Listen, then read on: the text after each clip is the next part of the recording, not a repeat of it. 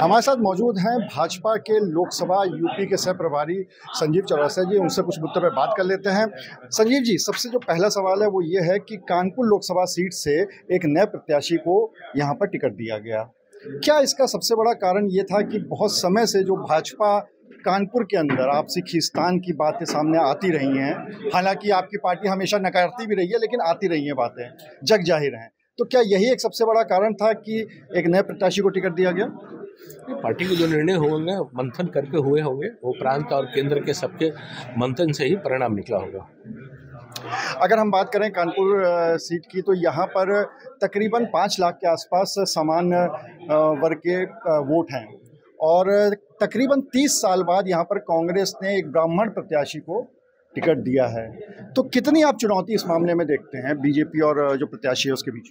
चुनौती कुछ भी नहीं है, क्योंकि एकमात्र दृष्टिकोण सबका है कि 400 पार के दृष्टि से माननीय प्रधानमंत्री जी का चेहरा जो सशक्त और समृद्ध भारत के पूरे निर्माण के दृष्टि से गरीब कल्याण योजनाओं से लेकर आज गरीब हो, अमीर हो, अगड़ा हो, पिछड़ा हो, सब सामान्य अनुसूचित जाति हो, जनजाति हो, सबको लगता है कि अपनी सरकार है और केंद्र को सशक्त भारत के निर्माण की दृष्टि से सब लोग इस बार पूरी तरह से माननीय नरेंद्र मोदी जी की झोली में अपने वोट को डालने का काम करेंगे।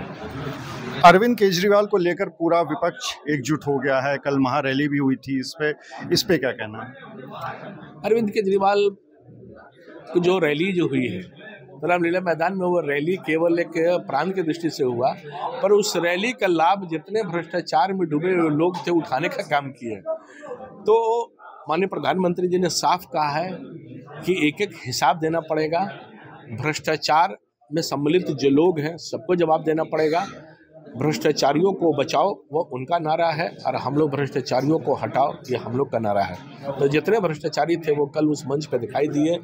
वो श्रीमान तेजस्वी यादव जो खुद बेल पर हैं, वो हेमंत सोरेन जी की पत्नी स्वयं, केजरीवाल जी की पत्नी स्वयं, तो आज सब प्रकार से जो भ्रष्टाचार में युक्त रहे हैं सब लोग उस मंच से दिखाई दिए हैं।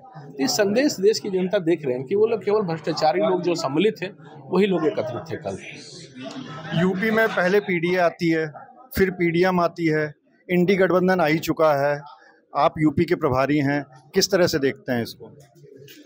कोई भी पी से हो, चाहे एम से हो, चाहे आई से हो, चाहे ए से हो, तो ना प्रारंभ का परिणाम पड़ने वाला है ना अंत का परिणाम पड़ने वाला है। तो शब्दों के अलग अलग एक भावनात्मक पेश करने का प्रयास करते हैं कि जनता के भावना के साथ जोड़ने का काम हो, पर जनता जानती है कि चेहरा वही है, शब्दों के शब्दावली में जो पिरोने का काम कर रहे हैं उसका कोई लाभ नहीं दिखने वाला है। देश की जनता एक ही चीज़ जानती है, मोदी मोदी मोदी मोदी। मुख्तार अंसारी वाले मामले में अब काफ़ी विपक्ष एक होता जा रहा है, मसीहा कोई कह रहा है, कोई माफिया कह रहा है, इस पे आपको क्या कहना है?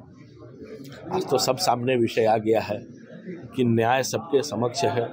आज जिन विषय पर हुए हैं हम लोग से कहने से ज़्यादा आप लोग ही दिखाने का काम कर रहे हैं कि क्या क्या कृतित्व रहा है, क्या रहा है।